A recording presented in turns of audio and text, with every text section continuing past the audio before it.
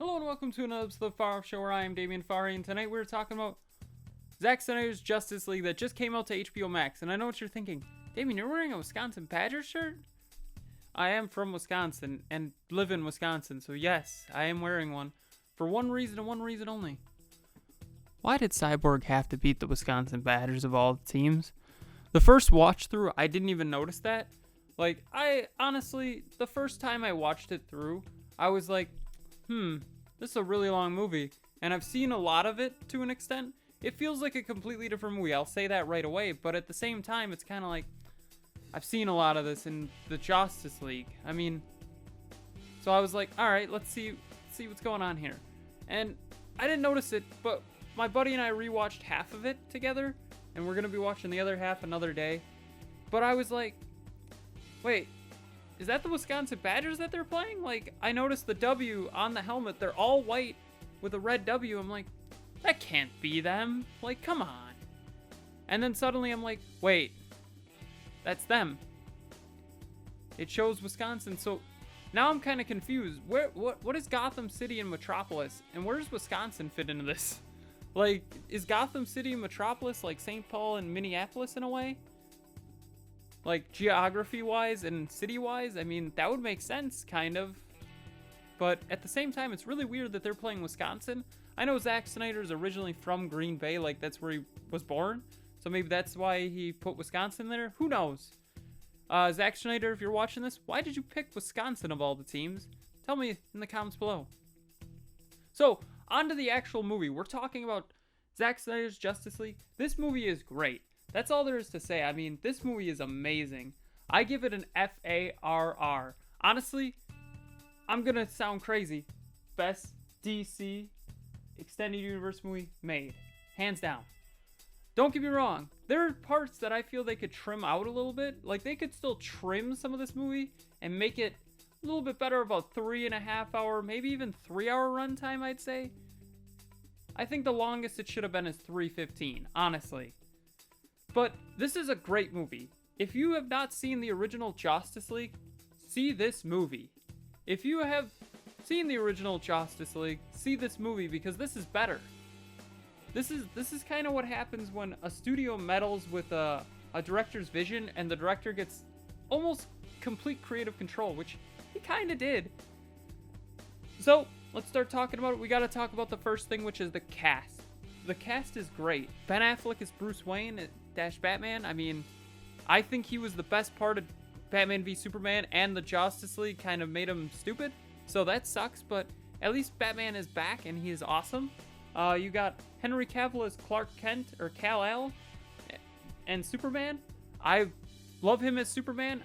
I never grew up with Christopher Reeves, so for me, he is Superman to me. I wouldn't say I grew up with him. I mean, at the time that Man of Steel came out, I was already like 18. Yeah, something like that. I was older, but it was still like, come on. You could really do better than that. Like, he is great. I'm going to be really sad if they completely get rid of him, even though they're doing a J.J. Abrams reboot, supposedly. I hope they keep him.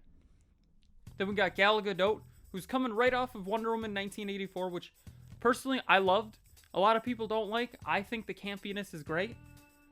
Jason Momoa is Arthur Curry -- Aquaman. I mean, great again. I mean, honestly, I think all these main four right here, these are the main four, I would say, of the series.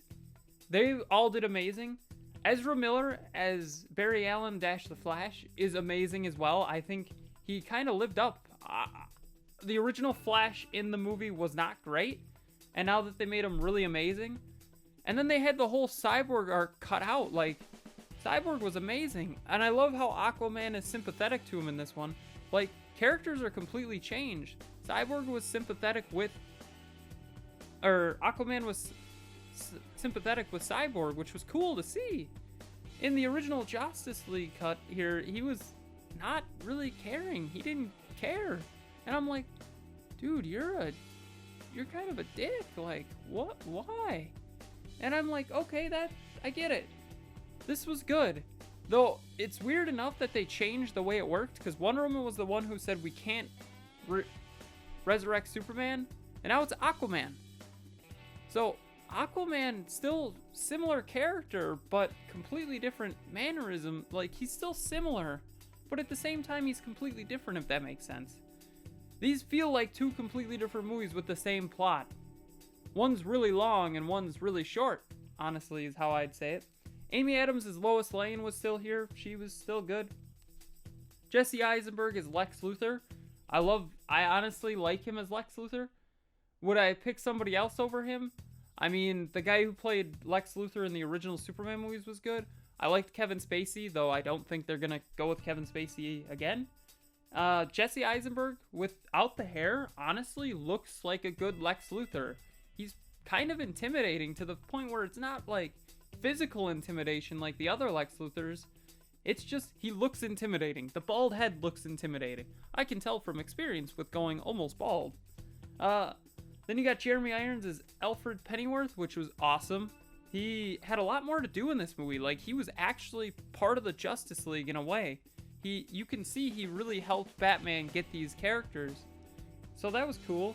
You got J.K. Simmons as James Gordon. I really hope he comes back for another one. I feel really bad that even in this movie, he still wasn't in it much. Like, of the whole movie, he was probably in like 10 minutes at most, if that, 5 probably.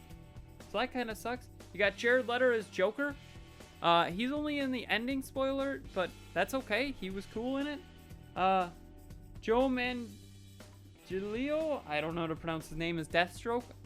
He was in the original post-credit scene with Lex Luthor in the Justice League, but this one's kind of a different take, and, you know, they kind of reference how he wants to take care of Batman. And I think that was supposed to lead into the Batman solo film that had Ben Affleck, which I think they should still do, honestly, but that's just me. Then you got Amber Heard as Mara, and Willem Dafoe as Nautilus Vulcal. I don't know the character. Honestly, I didn't watch Aquaman or really grow up with Aquaman, but Willem Dafoe has a huge penis, is what I've been told, so I don't know. I mean, and Amber Heard is crazy, to my understanding, so you got a really good cast. Like, these are all pretty much A-listers, honestly, other than, no offense to Ezra Miller or Ray Fisher. They're not A-listers, but they're definitely top. I'd say they're top B. No offense to them. They're like the newest ones on here, but everybody else, dang, that cast is good. So what's the plot of this movie? Why is it 4 hours? Well, we're going to summarize it into about 5 minutes. 7 minutes if we're unlucky. So you got to sync the 3 mother boxes, which is the MacGuffin of the movie. You got to sync all 3 of them. Hopefully it's better than an Xbox controller syncing to an Xbox, honestly. I mean, once you get all 3 of them, hopefully it just syncs, but it didn't seem to sync that well, so at least it's better than an Xbox controller.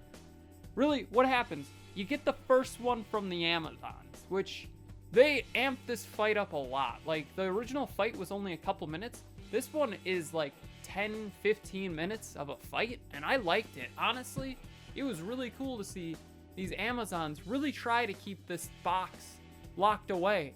And then when Steppenwolf came, and he's like, this is mine now. And they're like, no. They destroyed the doorways, and then they took the whole, like, thing and put it off the side of the cliff. I'm like, that seems like overkill, but in the end, Steppenwolf still survived. Like, you killed all those people, but I assume they were gonna die anyway because they were trapped in there. I mean, apples to apples, at least they died quicker, in theory. But still, it's like, dang. Then what happens is they shoot a flaming arrow to alert Man, but they're like, how do we know Man will figure it out? And the queen is like, Man won't know, but she will. And I'm like, who's she? Lois Lane? Obviously it's Wonder Woman. You knew that was going to be Wonder Woman. Where Bruce Wayne, who's already kind of putting together a team, he's already talked to Arthur Curry a little bit. Well, not yet. He's about to talk to Arthur Curry. Well, Diana takes care of some other stuff. They start putting together the team. Aquaman refuses right away. He's like, I don't want any of this. Good luck. Bruce Wayne then does add Flash, which was really cool. I mean, the scene with Flash is extended out. I love Flash's introduction in this, where he's just trying to get a job interview, and then he ends up having to save a lady that he was looking at, a cute girl. I mean, that was awesome. That was really awesome. So after he added Flash, it was really cool because then Diana added Cyborg, kinda, maybe. I mean, it was kind of adding Cyborg, but at the same time, not really. It was really weird, honestly. Like, he's like, I don't need any of this. She's like, you'll need us, don't worry, in a way. And he ends up joining them eventually, which is kind of cool. Then Steppenwolf is like, time to get the second mother box, baby. And he gets the second mother box from the Atlanteans. And then Aquaman is like, I guess I'll join the Justice League after all because he attacked my second home, even though I don't like it there. I'm like, that doesn't make sense to me that you join just because of that, but okay. I dig it, as he said in the movie at one point. But, you know, they then do that. They're like, well, there's a third mother box. We can use it to resurrect Superman. Cyborg has it, buried it by his gravestone, which is weird, I think. Why does he have a gravestone? But I guess technically he is dead, but not really dead. Dead to the public, but to his father and, you know, the Justice League, they know he's still alive, so that's cool. Well, what ends up happening is they try to resurrect him, and Cyborg's like, this is a bad idea. Aquaman's like, this is a bad idea. But they do it anyway because Flash thinks he says go instead of no. I'm like, okay, that works, I guess. And then he's bad until, well, Lois Lane shows up and says, hey, don't be bad, be glad. Not really, but, you know, it's cool to see that they're back together. And then his mother shows up, which... Where was his mother this whole movie? Like, Martian Manhunter was his mother at one point, but where was she the rest of the movie, other than the scene where she got evicted? Like, she was just not there, so I guess. Then you got Black Suit Superman with no mullet. I'm really let down. He should have had the mullet, but that's just me. They fight Steppenwolf. They defeat Steppenwolf. There's a lot of ending here where it's like, I bought the bank. That still exists, which is cool. There is no Flash versus Superman running thing. I think Flash's ego is not good enough to really deal with Superman, honestly, which is fine by me, because let's be honest, Superman versus Flash, I think Superman's gonna win. Not speed-wise, but any other situation, I think he would win. But we'll see. Will there be a Justice League Zack Snyder Part 2? Who knows? Honestly, I think they should do it. That, or at least get Ben Affleck back to do Batman with Zack Snyder helping him. Honestly, I think those two would work really well on a Batman movie. But that's just me. What did you think of Zack Snyder's Justice League? Tell me in the comments below. Don't forget to like, share, comment, subscribe, hit that bell icon, and have a far off night.